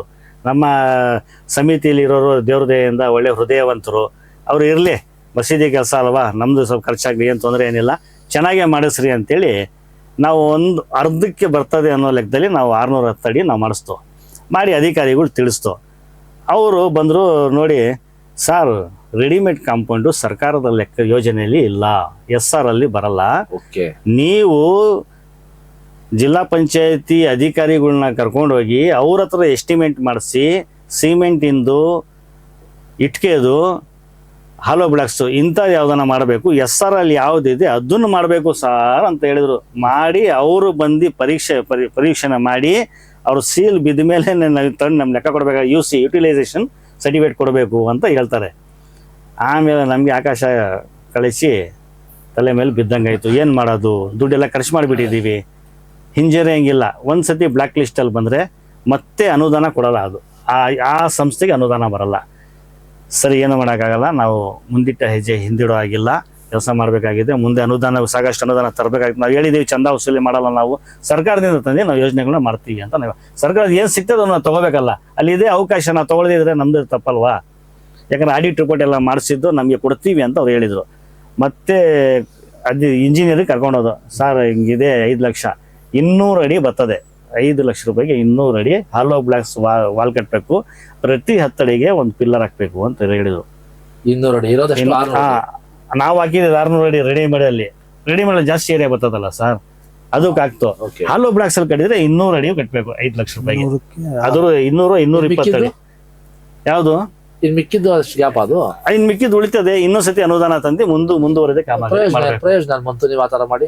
ಈಗ ಸರ್ಕಾರದಲ್ಲಿ ಈ ರೀತಿ ಇದೆಯಲ್ಲ, ಸರ್ಕಾರ ಹೇಳಿದ್ರೆ ಹಾಲೋ ಬ್ಲಾಕ್ಸ್ ಅಲ್ಲಿ ಕಟ್ಟಿ, ಇಟ್ಕೆಯಲ್ಲಿ ಕಟ್ಟಿ, ಇಲ್ಲಾಂದ್ರೆ ಸಿಮೆಂಟ್ ಅಲ್ಲಿ ಕಟ್ಟಿ, ಇದು 3 ಬಿಟ್ರೆ ಬೇರೆದ್ ಕಟ್ಟಿದ್ರೆ SR ಅಲ್ಲಿ ಇಲ್ಲ.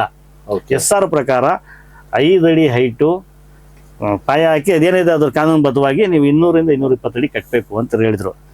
ಸರಿ ಅಂತೇಳಿ ಏನು ಮಾಡೋಕ್ಕಾಗಲ್ಲ. ಈಗ ಜನ ಹೇಳಿದ್ರೆ ಗೊತ್ತಾಗಲ್ಲ, ಅದನ್ನ ತೆಗೆದುಬಿಡು. 200 ಅಡಿಗೆ ನಾವು ರೆಡಿಮೇಡ್ ವಾಲ್ ತೆಗ್ದು ಅಲ್ಲೇ ಹಾಕಿ ಪಕ್ಕದಲ್ಲಿ ಇಕ್ಬಿಟ್ಟು ಹೊಸದಾಗಿ ಸ್ವಂತ ದುಡ್ಡಿಂದ ಸರ್, ಎಲ್ಲ ದೇವರು ನೋಡ್ತಾ ಇದ್ದಾನೆ, ಜನನೂ ನೋಡಿದ್ದಾರೆ, ಆ ಥರ ಏನಿಲ್ಲ.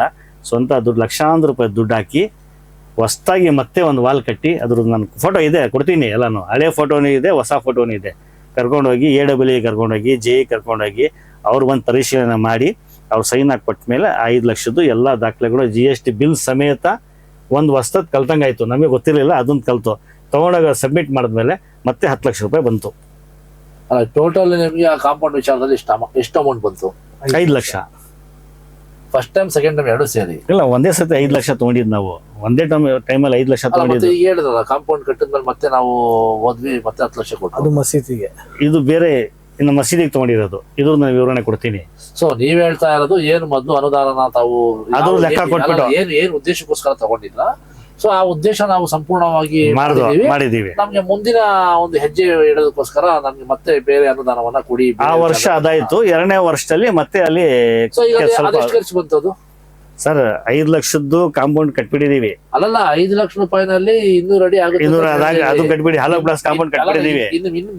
ಇನ್ನು ಮಿಕ್ಕಿದ್ದು 3 ಲಕ್ಷ ರೂಪಾಯಿ ಎಕ್ಸ್ಟ್ರಾ ಕೈಯಲ್ಲಿ ಬಿದ್ದಿದೆ. ಅದ್ 8 ಲಕ್ಷ ರೂಪಾಯಿ ನಡೆದಿದೆ ಪ್ರಾಜೆಕ್ಟ್.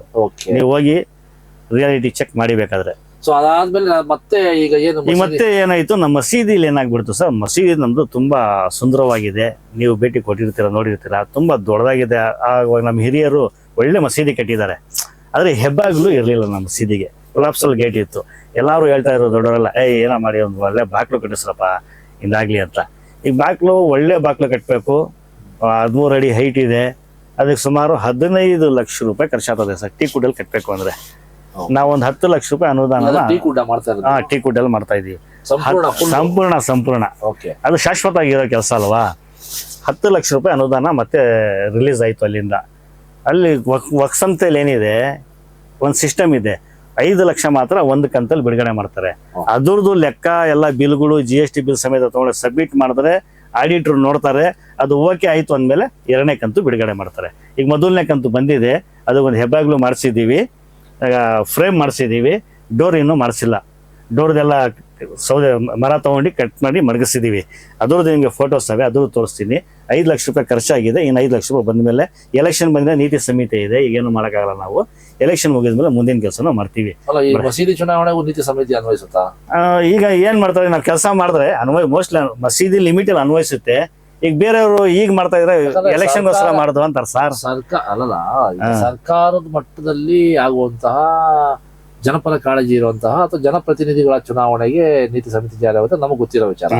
ಇದು ಸಮುದಾಯದ ವಿಚಾರ ಆಗಿರೋದ್ರಿಂದ ಇದು ಸರ್ಕಾರದ ಅಧೀನದಲ್ಲೇ ಬರುತ್ತಾ, ಇದರ ಹೇಗೆ ಸಾಧ್ಯ ಇದು ಅಂತ ಅಧೀನದಲ್ಲಿ ಬರ್ತದೆ ಅಂದ್ರೆ ಅವರು ಈಗಿನ ಸಿಚುವೇಶನ್ 9ನೇ ತಾರೀಕು ಎಲೆಕ್ಷನ್ ಇದೆ, ನಾವು 15 ದಿನ ಮೊದಲು ಕೊಟ್ಟು ಅದು ಅಲ್ಲಿಂದ ಹೋಗಿ head office, district office, head ಆಫೀಸ್ಗೆ ಹೋಗಿ ಅದೆಲ್ಲ ಪರಿಶೀಲನೆ ಆಗಿ ರಿಲೀಸ್ ಮಾಡಲ್ಲ. ನೀವ್ ಹೇಳೋ ಪ್ರಕಾರ ಏನು ನಿಮ್ಮ ವಫ್ ನ ಒಂದು ಪ್ರೋಟೋಕಾಲ್ ಇದೆ, ಆ ವಫ್ ಪ್ರೋಟೋಕಾಲ್ ಆ ಒಂದು ಬಾರ್ಡರ್ ಅಲ್ಲಿ ಅಂದ್ರೆ ಆ ಚೌಕಟ್ಟಿನಲ್ಲಿ ವಫ್ ನ ಒಂದು ಚೌಕಟ್ಟಿನ ನಿಯಮದ ಪ್ರಕಾರ ಚುನಾವಣೆ ಪ್ರಯುಕ್ತವಾಗಿ ಯಾವುದೇ ರೀತಿಯಾದಂತಹ ಈ ಚಟುವಟಿಕೆಗಳು ನಿಲ್ಲೆಲ್ಲ ಸ್ಟಾಪ್ ಮಾಡ್ಬೇಕು, ಡೆವಲಪ್ಮೆಂಟ್ ಸ್ಟಾಪ್ ಮಾಡಬೇಕು ನಮ್ಮ ಲಿಮಿಟ್ ಅಲ್ಲಿ. ಸರ್ಕಾರದ ಪ್ರೋಟೋಕಾಲ್ ಜಾಮಿಯಾ ಮಸೀದಿಗೆ ಸಂಬಂಧಪಟ್ಟಂಗೆ ಯಾವುದೇ ರೀತಿ ಅಭಿವೃದ್ಧಿ ಈಗ ಸ್ಟಾಪ್ ಆಗಿದೆ. ನಾವು ಕೆಲಸ ಮಾಡಿಬಿಟ್ಟಿದ್ದೀವಿ, 1 ತಿಂಗಳಾಯ್ತು ಫಿಟ್ಟಿಂಗ್ ಎಲ್ಲ ಮಾಡಿಬಿಟ್ಟಿದ್ದೀವಿ. ಈಗ ಚುನಾವಣೆ ಮುಗಿದ್ಮೇಲೆ ಮಿಕ್ಕಿದ ಕೆಲಸನ ಮಾಡ್ತೀವಿ. ಸೊ ಅಫ್ಸರ್ ಪಾಷಾ ಅವರೇ, ಕಡೆಯದಾಗಿ ಇಷ್ಟೆಲ್ಲ ಮಾತಾಡಿದ್ರಿ, ಸಾಕಷ್ಟು ಜನ ನಿಮ್ಮ ಮಾತುಗಳನ್ನ ಕೇಳಿಸ್ಕೊಂಡಿದ್ದಾರೆ.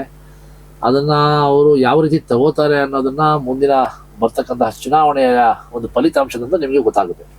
ಸೊ ಕಡೆಯದಾಗಿ ಚುನಾವಣೆ ವಿಚಾರದಲ್ಲಿ ತಾವು ಮತದಾರರಿಗೆ ಅಂದ್ರೆ ಮುಸಲ್ಮಾನ ಸಮುದಾಯದ ಮತದಾರರಿಗೆ ಏನನ್ನ ಮನವಿ ಮಾಡಕ್ ಬಯಸ್ತೀರ? ನೋಡಿ, ಚುನಾವಣೆ ಅನ್ನೋ ಒಂದು ಕಾನ್ಸೆಪ್ಟ್ ತರೋದಕ್ಕೆ 8 ವರ್ಷ ಹೋರಾಟ ಮಾಡಿದ್ದೀವಿ. ಯಾಕಂದ್ರೆ ಎಲ್ಲರಿಗೂ ಒಂದು ಅವಕಾಶ, ಪ್ರಜಾಪ್ರಭುತ್ವ ಬರಬೇಕು, ಪ್ರಜೆಗಳಿಂದ ಪ್ರಜೆಗಳಿಗಾಗಿ ಪ್ರಜೆಗಳಿಗೆ ಸರ್ಕಾರವೇ ಪ್ರಜಾಪ್ರಭುತ್ವ ಸರ್ಕಾರ. ಎಲ್ಲರಿಗೂ ಕೆಲಸ ಮಾಡೋ ಸ್ವಾತಂತ್ರ್ಯ ಇರಬೇಕು, ಪ್ರಶ್ನೆ ಕೊಡೋ ಸ್ವಾತಂತ್ರ್ಯನೂ ಇರಬೇಕು. ಇಲ್ಲಿ ಮೊದಲು ಆ ಸಿಸ್ಟಮ್ ಇರಲಿಲ್ಲ, ಇದು ಸತ್ಯವಾದ ಮಾತು ಹೇಳ್ತಿರೋದು. ಈ ಕಾನ್ಸೆಪ್ಟ್ ನಾವು ಕೋರ್ಟಿಂದ ಆದೇಶ ಮಾಡಿಸಿ ಎಲೆಕ್ಷನ್ನೇ ಚುನಾವಣೆ ನಡೆಸಬೇಕು ಅಂತೇಳಿ 8 ವರ್ಷ ಹೋರಾಟ ಮಾಡಿ ಚುನಾವಣೆ ತಂದಿದ್ದೀವಿ. ಜನರ ಮುಂದೆ ನಾವು ಕೆಲವೊಂದು ಯೋಜನೆಗಳನ್ನ ವಸತಿ ತಿಳಿಸಿದ್ದು ಜಾರಿ ಮಾಡಿದ್ದೀವಿ. ಆದಷ್ಟು ನಮ್ಮ ಶಕ್ತಿ ಮೀರಿ 3 ವರ್ಷದಲ್ಲಿ ಯಾವುದೂ ಮುಗಿಯಲ್ಲ, 3 ವರ್ಷದಲ್ಲಿ ಯಾವುದೂ ಮುಗಿಯಲ್ಲ. ಪ್ರಾರಂಭ ತುಂಬ ಕೆಲಸಗಳ ಪ್ರಾರಂಭ ಮಾತ್ರ ಆಗಿದೆ, ಯೋಜನೆಗಳು ಕಾರ್ಯಗತ ನಡೀತಾವೆ. ಮತ್ತೊಂದು ಅವಕಾಶ ಕೊಟ್ಟರೆ ನಾವು ಏನೇನು ಯೋಜನೆಗಳು ಶುರು ಮಾಡಿದ್ದೀವಿ ಅದನ್ನ ಪೂರ್ಣ ಮಾಡ್ತೀವಿ. ಮತ್ತೆ ಹೊಸದಾಗಿ ಕೆಲವು ಯೋಜನೆಗಳನ್ನು ನಾವು ಮಾಡಿದ್ದೀವಿ. ಈಗ ವಿಶೇಷವಾಗಿ ನಾವು ನಮ್ಮ ಜಮೀನಲ್ಲಿ ಒಂದು ಕಾಂಪ್ಲೆಕ್ಸ್ ಕಟ್ಟಬೇಕು ಅನ್ನೋ ಒಂದು ಘೋಷಣೆ ಮಾಡಿದ್ದೀವಿ. ಆದಾಯ ಬರಬೇಕಲ್ಲ, ಸ್ಟಾರ್ಟಿಂಗಲ್ಲಿ ಈಗ ರಸ್ತೆ ಅಗಲೀಕರಣ ಆಗ್ತಾ ಇದೆ, ಅದರಿಂದ ರಾಜ್ಯದಲ್ಲಿ ಒಂದು ಕಾಂಪ್ಲೆಕ್ಸ್ ಕಟ್ಟಬೇಕು. ಈಗ ಯುವಕರಲ್ಲಿ ಕ್ರೀಡೆಗೆ ಹೆಚ್ಚಿನ ಮಹತ್ವ ಕೊಡಬೇಕಂತೇಳಿ ಆ ಕ್ರೀಡಾಪಟುಗಳ ಬಗ್ಗೆ ಅದ್ರ ಬಗ್ಗೆನೂ ಒಂದು ಯೋಚನೆ ಮಾಡ್ಕೊಂಡಿದ್ದೀವಿ. ಹಾಗೆ ನಮ್ಮ ಮಕ್ಕಳು ಇವತ್ತು ದುಶ್ಚಟಗಳಿಗೆ ಬಲಿಯಾಗ್ತಾ ಇದ್ದಾರೆ ತುಂಬ ಜನ. ಅವ್ರಿಗೋಸ್ಕರನೂ ಕೆಲವೊಂದು ಯೋಜನೆಗಳನ್ನು ಮಾಡಿ ಅವ್ರನ್ನ ದುಶ್ಚಟ ಬಿಡೋ ರೀತಿಯಲ್ಲಿ ಅವ್ರಿಗೆ ನಶೆ ಮುಕ್ತ ಒಂದು ಸಮಾಜನ ನಿರ್ಮಾಣ ಮಾಡಬೇಕು ಅನ್ನೋ ರೀತಿಯಲ್ಲಿ ಆ ರೀತಿನೂ ಕೆಲವೊಂದು ಯೋಜನೆಗಳು ಮಾಡ್ಕೊಂಡಿದ್ದೀವಿ. ಇನ್ನೂ 10 ಯೋಜನೆಗಳು ಅವೆ. ಆದ್ದರಿಂದ ದಯವಿಟ್ಟು ನೆಲಮಂಗಲದ ಸಮಸ್ತ ಜನರಲ್ಲಿ, ಮುಸಲ್ಮಾನ್ ಬಾಂಧವರಲ್ಲಿ ನಾನು ಮನವಿ ಮಾಡ್ಕೊಳ್ತೀನಿ, ನಾನು ಮತ್ತು ನಮ್ಮ ಅಧ್ಯಕ್ಷರು ಮನವಿ ಮಾಡ್ಕೊತೀವಿ. ಮುಂದಿನ ಭಾನುವಾರ 9/2/2025 ಭಾನುವಾರ ದಿನ ನೆಲಮಂಗಲದ ಹಳೇಪೇಟೆಯಲ್ಲಿರುವ ಸರ್ಕಾರಿ ಪ್ರಾಥಮಿಕ ಶಾಲೆಯಲ್ಲಿ ನೆಲಮಂಗಲ ಮಸೀದಿಯ ಸಮಿತಿಗೆ ಚುನಾವಣೆ ನಡೀತಾ ಇದೆ.